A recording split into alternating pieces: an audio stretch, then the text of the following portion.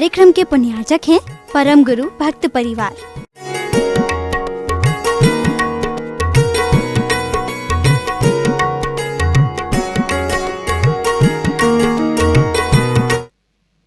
हर इंसान अपने जीवन में सुख को प्राप्त करना चाहता है, लेकिन उसके जीवन में उसे सुख नहीं मिल पाता है। हमारे ऋषि महर्षियों ने हमें अपने जीवन में ऐसे उपायों की चर्चा की है। उन उपायों को अपने जीवन में करके हम अपने जीवन में सुखी हो सकते हैं। वे उपाय दो प्रकार के हैं। एक तो सहन शक्ति और दूसरा है समझ शक्ति। ये दो शक्तियाँ जिस प्राणी के पास में है वह अपने जीवन में सुखी हो जाया करता है।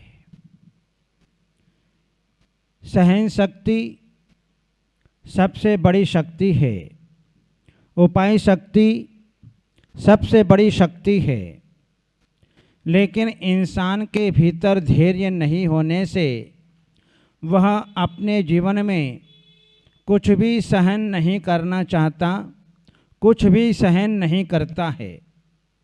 जहाँ आज के इंसान में सहन शक्ति नहीं रही है, यदि आज सामने वाला व्यक्ति यदि एक बात कहता है तो वह दो बात कहने के लिए तैयार हो जाता है। यदि सामने वाला दो बात कहता है तो चार बात तैयार हो जाती है।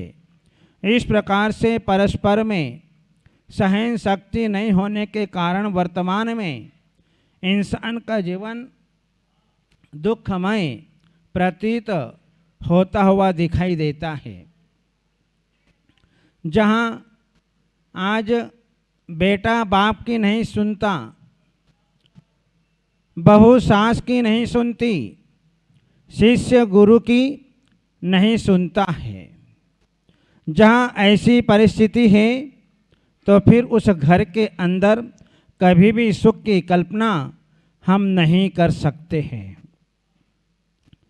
सहन शक्ति के अभाव में ही आज वर्तमान का वातावरण घरों के अंदर, देश के अंदर, समाज के अंदर, परिवारों के अंदर दिखाई देता है कि वह बहू बेटियां परस्पर में जब तू मैं पर उतर जाते हैं, तू ऐसा, तू ऐसी, तू ऐसा, तू ऐसी, मैं ऐसा, इस प्रकार से जो है एक नया संगीत जीवन में प्रारंभ हो जाता है।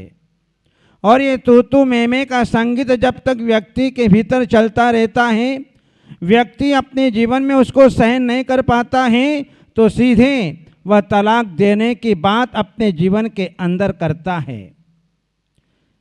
वह कोर्ट तक जो है पहुंच जाता है। ऐसी स्थिति क्यों बनी?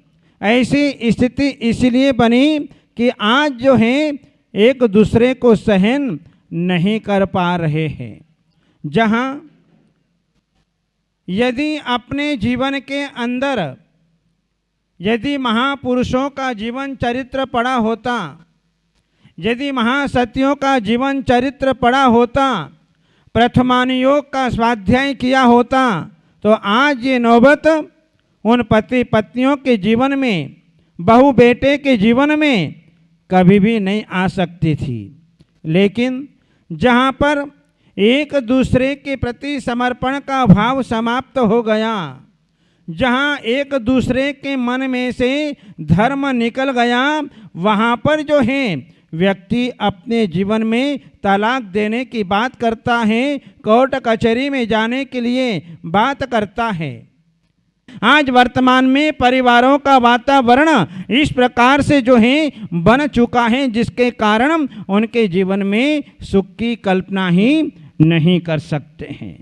जिन्हें जंगलों के अंदर भटकना पड़ा, और जंगलों की दशा क्या होती है, जहाँ खाने का ठिकाना नहीं, पीने का ठिकाना नहीं, उठने बैठने का ठिकाना नहीं, रहना आदि किसी का ठिकाना ही नहीं होता है। कभी भोजन मिला तो ठीक, नहीं तो भूखे भी रहना पड़ता है। कभी फल फ्रूट खा लिए तो ठीक, वो भी नहीं मिला तो पानी भी नसीब नहीं होता है। वहाँ पर जंगल में रह कर के जो है अनेक प्रकार की साधना जो है अपने जीवन में उन्हें करने का अवसर मिलता है। इसलिए हमारे आचार्य भगवंतों ने कहा कि व्यक्ति को अपने जीवन में हर तरह का अभ्यास करना चाहिए। ये मत समझना कि आज जो है हम महल के अंदर निवास कर रहे हैं, आज हम 56 भोग भोग रहे हैं, अच्छे अच्छे सोने की थालियों में, चांदी की थालियों में हम भोजन कर रहे हैं, 5 पकवान खा रहे हैं। कल क्या स्थिति बनेगी कोई पता नहीं है। समय क्या पलटा खाएगा कोई पता नहीं है। आज तो हमारा पुण्य है, और पुण्य होने के नाते आज हमें सारी सामग्री अनुकूल मिल रही है, और कल यदि पाप कर्म का उदय आया तो सारी संपत्ति, सारी भोग सामग्री कहाँ विलय हो जाएगी। यहाँ तक कि हमारे शरीर पर पहनने के कपड़े भी फटे पुराने वस्त्र होंगे। वो राजमहल से एक वस्त्र भी जो है हमको ले जाने के लिए नहीं मिलेगा। जिस समय मर्यादा पुरुषोत्तम राम लक्ष्मण जब वनवास जाने का समय आया, और उस समय जो है उनके साथ में कुछ भी नहीं था। यदि चाहते तो अपने साथ बहुत कुछ ले जा सकते थे, लेकिन अपने साथ में कुछ नहीं लिया। नंगे पैर जंगल के अंदर गए, अपने पास में जो है केवल धनुष बाण लेकर के जो है वनवास के लिए चल दिए। जिस समय चारों भाई राम लक्ष्मण भरत शत्रुघ्न जब गुरुकुल में पढ़ा करते थे, उस गुरुकुल में उन्हें शिक्षा मिलती थी, धार्मिक शिक्षा, नैतिक शिक्षा, राजनीतिक की शिक्षा, नाना प्रकार की शिक्षा मिलती थी। गुरु जो हैं उन्हें जंगलों के अंदर जो भेजा करते थे, और वो भी नंगे पांव भेजा करते थे। एक दिन जो है लक्ष्मण को गुस्सा आया, और लक्ष्मण ने कहा, गुरुजी हमारे भैया राम तो राजा बनने वाले हैं, हम दशरथ के पुत्र हैं, हमें नंगे पैर क्यों भेजा जाता है जंगल के अंदर। गुरु ने कहा, लक्ष्मण अभी तुम संसार के स्वभाव से परिचित नहीं हो। संसार में कभी जो है गुलशन खिलता है तो कभी कांटे बिछते हुए दिखाई देते हैं। ये समय अपने आप बताएगा किस समय कैसा समय आएगा। मैं अभी आपको इसलिए परिपक्व कर रहा हूं कि जिस समय राजा राम जो है राजा बनेंगे, उस समय जो है उनके सामने कैसी कैसी परिस्थितियां आएगी, कैसी कैसी घटनाक्रम आएगा, कैसा कैसा संकट आएगा। उस समय ये शिक्षा मेरी जो है मैं आपको दे रहा हूं, ये समय पर उस समय काम आएगी। इस प्रकार से जो है गुरु जो है उन लक्ष्मण को समझा रहे थे, क्योंकि समय का कोई भरोसा नहीं। और हुआ वही, जिस समय राम को वनवास मिला तो जंगल के अंदर भटकना पड़ा। साथ में कुछ भी नहीं, न सोने के लिए बिस्तर। जो व्यक्ति राजमहलों के अंदर जो है डनलप के गद्दे पर सोता था, आज जो है बिछाने के लिए चद्दर भी नहीं है, चटाई भी नहीं है, धरती के ऊपर सोना पड़ता था। ऐसे जो है उन महापुरुषों के जीवन में भी ऐसे ऐसे संकटों का सामना उन्हें अपने जीवन के अंदर करना पड़ा, क्योंकि उनके पास में गुरुकुल की शिक्षा थी, धार्मिक शिक्षा थी, नैतिकता के संस्कार थे, इसलिए वे सब कुछ सहन कर गए। आज तो जो है वर्तमान में जो है व्यक्ति के भीतर जो है वह धर्म शिक्षा भी नहीं है, नैतिकता की शिक्षा भी नहीं है, सामाजिक शिक्षा भी नहीं है, केवल मात्र एक लौकिक शिक्षा है। लेकिन लौकिक शिक्षा से जो है कल्याण होने वाला नहीं है। लौकिक शिक्षा इंसान को अपने जीवन के अंदर केवल पैसा दिला देगी, डिग्री हासिल करा देगी, लेकिन हमारा जीवन सुखी कैसे बने ये मार्ग उसको नहीं दे सकती है। जहाँ व्यक्ति के मन में परभव को सुधारना है, ये लोग सुधरेगा तो परभव सुधरेगा। यदि ये लोग बिगड़ गया तो परलोक भी बिगड़ गया। ये लोग दुखी हो गया तो परलोक भी उसका दुखी होना ही होना है। इसलिए वर्तमान की जो शिक्षा प्रणाली है वह वर्तमान की शिक्षा प्रणाली से व्यक्ति का स्वयं का कोई कल्याण का मार्ग नहीं है। यदि आज उसके भीतर धार्मिक शिक्षा होती तो आज उसे अपने जीवन में सुसाइड करने की आवश्यकता नहीं पड़ती, तलाक देने की नौबत नहीं आती। उन महापुरुषों का जीवन चरित्र, उन महासतियों का जीवन चरित्र जिन्होंने अपने जीवन में कैसे कैसे संकटों का सामना उन्हें अपने जीवन के अंदर करना पड़ा, ऐसा जो है आज उनके जीवन में वर्तमान के लोगों में नहीं है, जिसके कारण वह सुसाइड करने के लिए तैयार हो जाया करता है। आज देखते हैं कि हम 2 रोटी खाते हैं, 2 रोटी खाते हैं तो उसे हम पचा लेते हैं। यदि हमारे साथ में किसी प्रकार का कोई संकट आता है, कोई ऐसा व्यवहार होता है, तो क्या हम उसकी 2 बातों को हम सहन नहीं कर सकें? ये हमारी सबसे बड़ी कमजोरी है कि हम जो हैं 2 रोटी तो पचा लेते हैं, लेकिन सामने वाले व्यक्ति की 2 बात को हम हजम नहीं कर सकते हैं।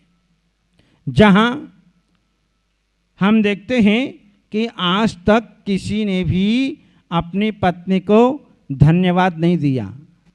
दिया कभी?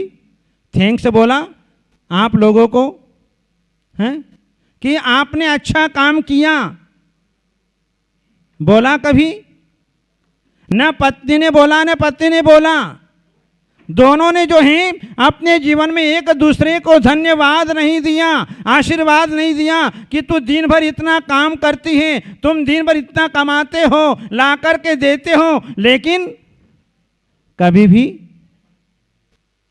एक दूसरे को थैंक्स नहीं बोला। क्यों भाई? तुम्हारा कर्तव्य नहीं बनता? इंसान अपने जीवन के अंदर जो है उसको इतना भी होश नहीं है कि वह अपने जीवन में 2 शब्द मीठे बोल एक दूसरे के लिए नहीं है। यदि हमारे घर के अंदर अपने वृद्ध माता पिता होते हैं, यदि उनसे भी 2 बोल मीठे नहीं बोल सकते तो हमारा जीवन बेकार है। जो वृद्ध माता पिता, हमारे सास ससुर जो हैं, वह केवल मात्र 2 शब्द सुनने के लिए तरसते हैं, लेकिन आज उनके लिए भी 2 शब्द नहीं मिल पाते हैं। वृद्ध माता पिता क्या चाहते हैं? केवल 2 शब्द, आप ठीक तो हैं, स्वास्थ्य ठीक तो है, भोजन कर लिया, बस इतनी सी बात पूछना। लेकिन उसके लिए भी जो है व्यक्ति के पास समय नहीं है। वह 2 बोल जो है अपने वृद्ध माता पिता से नहीं पूछ सकता, तो परस्पर में एक दूसरे के लिए जो है किस प्रकार से पूछ सकते हैं, कैसे धन्यवाद दे सकते हैं, कैसे आशीर्वाद के 2 शब्द बोल सकते हैं। जहाँ वर्तमान के वातावरण में ऐसा दिखाई देता है तो फिर जो है परस्पर में व्यक्ति अपने जीवन में दुखी हो जाया करता है। अपन देखते हैं कि आदमी दुकान से घर पर आता है और दुकान से घर पर आता है और जो है श्रीमती जी जो हैं दिन भर की अपनी जो कहानी थी वो कब निकालती हैं? जिस समय भोजन करने आदमी बैठता है। अरे कम से कम इतना तो रहम करो कि व्यक्ति दिन भर से थका मांदा आया है, उसके माथे में नाना प्रकार की टेंशनें भरी हुई हैं और तुमने ऊपर से और जो है सारी राम कहानियाँ, सारी बातें जो हैं वहाँ पर करना शुरू कर दी। आज ऐसा हुआ, अभी ऐसा हुआ, कल ऐसा हुआ था, आपने ये नहीं किया, आपने वो नहीं किया, बेटे ने ऐसा नहीं किया, बहू ने ऐसा नहीं किया, सब मुझको भला बुरा कहते हैं। सारी कहानी जो है कह दी।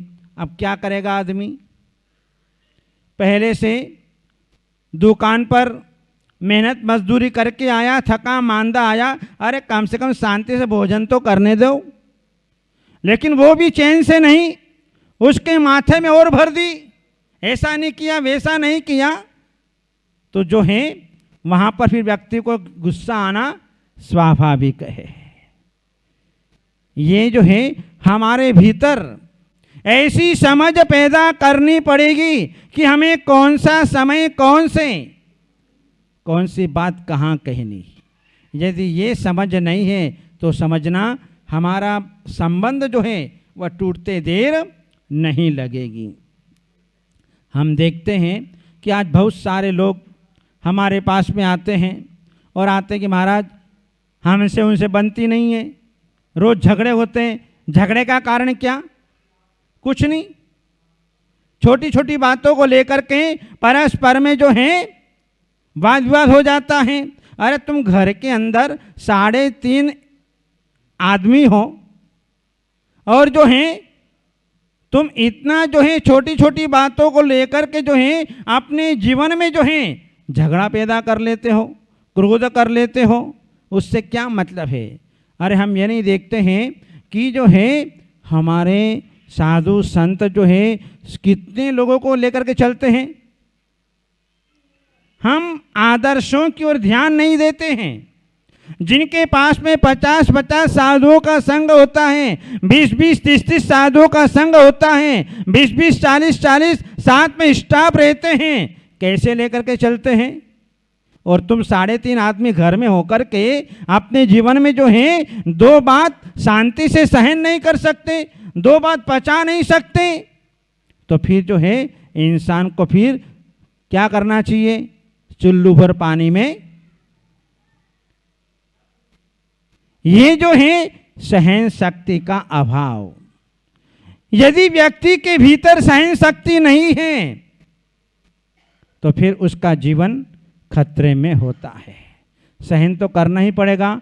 आपने गृहस्थी बसाई है, आपने संसार बसाया है, तो आपको सब कुछ सहन करना पड़ेगा, क्योंकि बिना सहन किए तुम अपने जीवन में कदापि सुख का अनुभव नहीं कर सकते हो। इसलिए सहन शक्ति बहुत जरूरी है। हमारे महापुरुषों ने कितना सहन किया। जहां संसारी प्राणियों को सुख के लिए जो है उन्होंने बहुत कुछ सहन किया, नया नया सन्मार्ग दिया और प्राणियों का कल्याण किया। इसलिए अपने जीवन में सहन शक्ति और समझ शक्ति, ये 2 शक्ति आ गई तो समझना हम अपने जीवन के अंदर सुखी हैं, और दोनों शक्ति नहीं आई तो समझना अपने जीवन के अंदर हम दुखी हैं। इन्हीं मंगल भावनाओं के साथ बोलो श्रेयांसनाथ भगवान की।